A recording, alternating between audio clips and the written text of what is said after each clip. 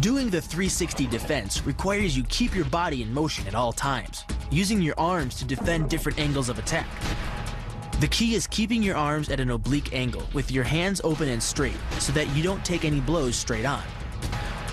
Each is deflected down the angle of your forearm, which reduces its impact.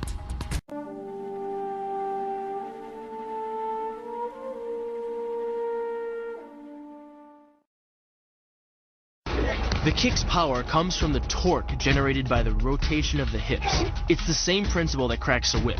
Turning the hips just a few degrees forces the foot to travel a much greater distance and creates a lot of speed as it does. The longer the leg and quicker the rotation, the faster the kick. And unlike karate, Muay Thai fighters are also taught to strike with the hard bone of the shin. A Muay Thai kick can generate roughly the same force as a baseball bat, enough to crack a rib or a leg.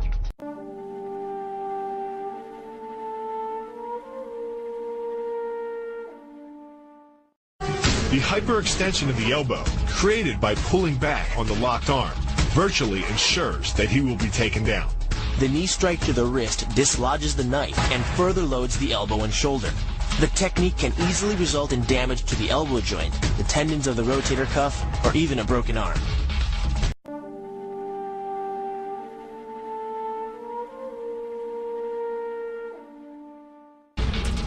First, the opponent's arm works as a lever to optimize your control. Second, your own back serves as a pivot point for the throw. The strength and stability of your back allows you to throw a much heavier opponent than in a move that requires you to lift him.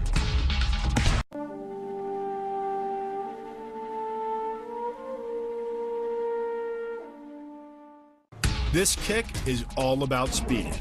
The further the foot travels, the greater its acceleration, and the more dangerous a weapon it becomes. Powered by the muscles of the hip flexor and the quadriceps, by the time your foot reaches your opponent's throat, it's traveling nearly 40 miles per hour. That type of speed yields over 1,000 pounds of force, enough to puncture the Adam's apple and crush your windpipe.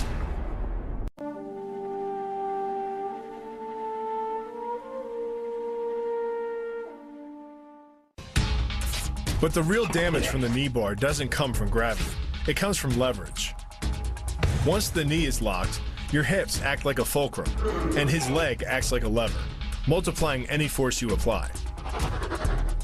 So even though the ligaments and tendons around the knee can sustain 1,700 newtons of force, the knee bar can load a lot more than that, enough to completely destroy the joint.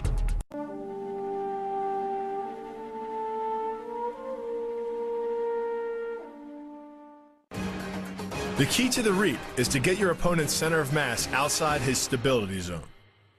To do that, the Marine pushes his opponent at a location above the center of mass, while using his sweeping leg to create a tripping point, which is below his opponent's center of mass.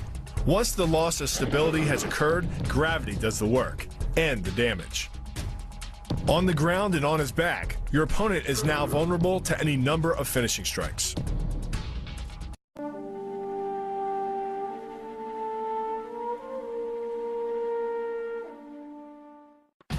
Starting from behind his opponent, the Marine wraps his arm around the enemy's neck and forces his elbow beneath the chin. Clasping his hands behind the enemy's head, the Marine applies pressure in a vice-like movement of the forearm and bicep. Working much like a nutcracker, your forearm and biceps apply pressure to your opponent's carotid arteries. Located on either side of the trachea, these two arteries are the only way to get blood to the brain. It can take less pressure than squeezing an orange to stop the flow of blood to the arteries. And with no blood flow, the brain shuts down almost instantly. Fight over.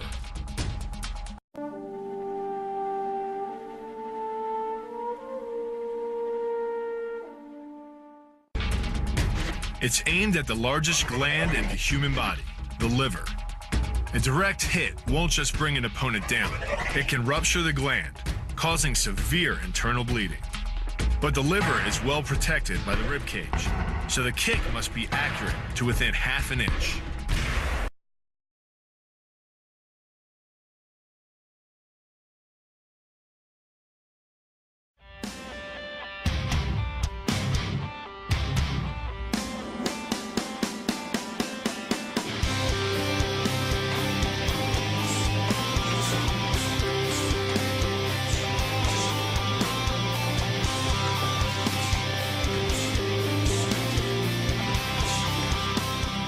situation, we create like a discussion with the partner.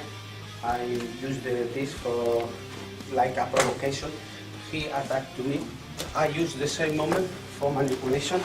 How catch the leg, how manipulation now the body like a shield, counter the wall, control the wall, in the same moment control all the area, catch the leg and block the leg.